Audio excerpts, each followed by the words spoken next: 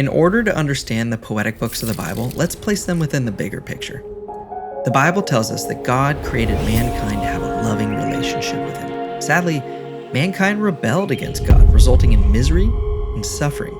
Since then, God has been unfolding His plan to save mankind through Jesus Christ and restore this relationship. In the Old Testament, we see the problem and its consequences, and in the poetic books, we see people express their suffering from the problem and their longing for salvation. The 5 poetic books are therefore, above all, books of experience. In Proverbs, the wisdom of God is conveyed to us in multiple ways. We're shown the blessings that come from keeping God's commandments and the dire consequences that come from ignoring God's commandments. However, this experience is challenged by Job. Job lives wisely and well, yet still suffers. The good is not always rewarded immediately, and the bad is not always punished immediately. In Ecclesiastes, the preacher asks himself, what's the point of life? And then comes to the conclusion that everything on earth is meaningless. Song of Songs shows us that this life is about more than just good and evil, but about intimacy as well. Yet, even intimacy is disrupted by sin.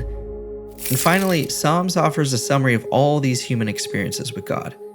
Overall, the poetic books clearly show us that humanity needs salvation.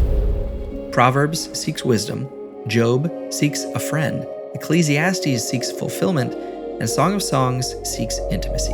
The Psalms are quoted more often in the New Testament than any other book, and repeatedly point to the fact that a Savior will come and make all things new.